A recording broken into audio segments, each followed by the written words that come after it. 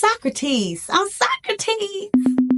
Black girl, if you a black girl, if you a black girl, if you a black girl, if you a black girl, if you a black girl, if you a black girl, do your thing, do your thing, do your thing, do your thing. What's going on, y'all? How's it going? Welcome back to my channel. That's Miosha. And if you're new here, welcome. My name is Miosha and this is my YouTube channel. And if you found your way to my video today, you know I'm going to be talking about what my experience with my first viral TikTok video has taught me. Okay, let's get into it. I've been making content since the pandemic. I've not been serious. I've not been consistent, but I have been making content. Within this past year, I decided to get serious about my YouTube content. So I've been like consistently posting YouTube videos, right? Now, before this, I've took my turn on different social media sites, and I haven't really gotten much traction. But the place where outside of YouTube that I like to post the most is TikTok. I love to post TikTok videos. Ever since I got into my consistent YouTube posting bag, I kind of stopped being so consistent with my TikTok. Now, that's going to bring me to my first viral TikTok video. And in my opinion, viral is subjective. So what is viral to me might not be viral to you. As somebody who's been making content since the pandemic and who hasn't really had much traction, this is viral for me, Pookie Bear. Okay, so don't ruin my fucking shit. Don't ruin my moment.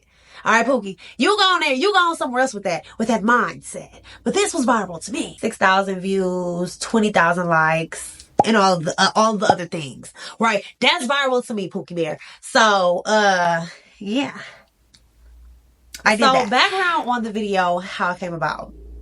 So, the video was it was kind of a reaction to Dev the Menace. Dev the Menace is a TikTok creator that creates different choreography to music or whatever sporadically. One day he does this dance to this Chicago musical, right? I don't know nothing about no musicals and I don't know much about Chicago, but I know I like that dance. Now, I really wasn't impressed about the details until I started seeing other creators doing the dance on my timeline. And I will go through the comments and I'm seeing people say that Dev the Menace created this dance. And if you know anything about Black creators, then you know oftentimes Black creators create and don't often get the credit. So when I realized after doing my comment research that he invented this dance, oh baby, every time I see the video, the dance, the Chicago choreography pop up on my timeline, I was checking the stats. Okay, make sure he's tagged. I need to make sure he's tagged, make sure he gets credit. And I was doing it with every single video that came across my page. And y'all know if you interact with some content, they're gonna put more of it on your shit. So they were piling my For You page up with this dance. And every time it crossed my timeline, I'm checking. So as I'm doing this, I laugh to myself and I'm like, I am so pressed. And then the thought hit me like, I know I'm not the only person that's this pressed. And so I was like, it would be really funny to make that TikTok. Like, you know, this is me checking, making sure that they give me his credit. But at the time, it was nighttime and I was looking busted, disgusted, crusted, couldn't be trusted. Okay. And I didn't want to post nothing. I want to say I made it.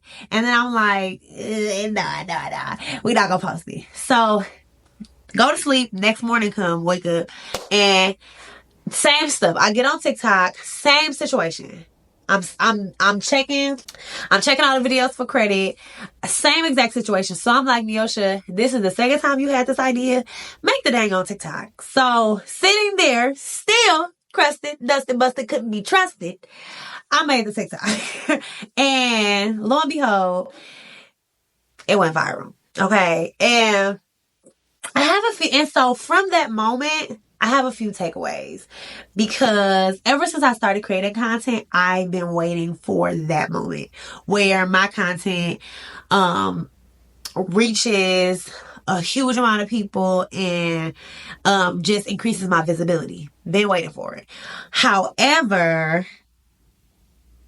I feel like because I didn't niche down, and I didn't go viral over something connected to me niching, the viral moment or the moment where my video caught traction was literally just that.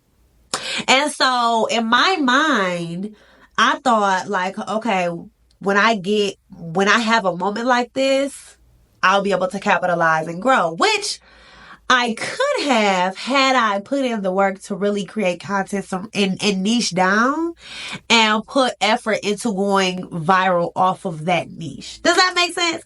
Because people are a simple being.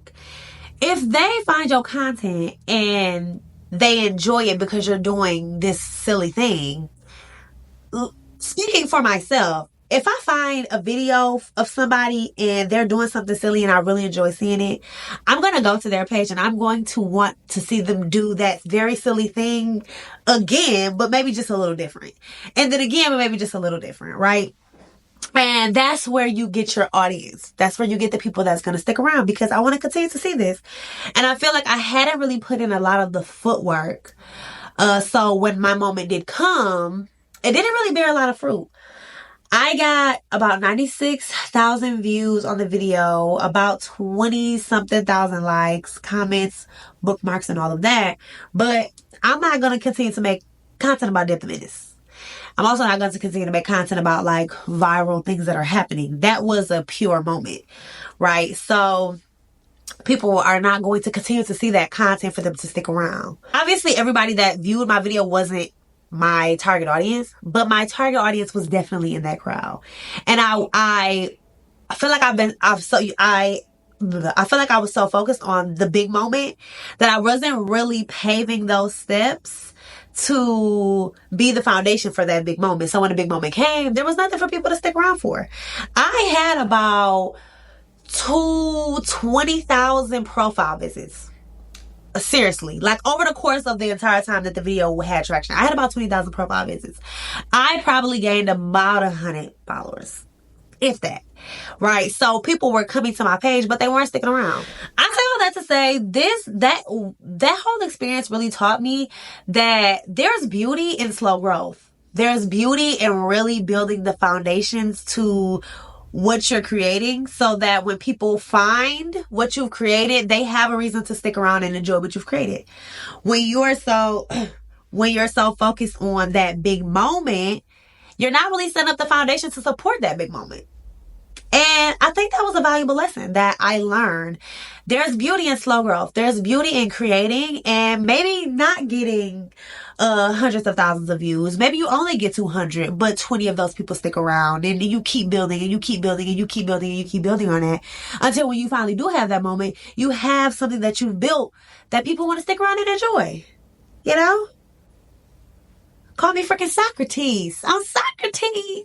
That's what my first viral moment on TikTok has taught me. What do y'all think? Don't tell me whether or not you feel like that was me going viral or not, you know. But what do you think about my takeaways and how I view this whole situation? Thank you for tuning into my video. Like, subscribe, stick around, honey. I hope to see you again soon.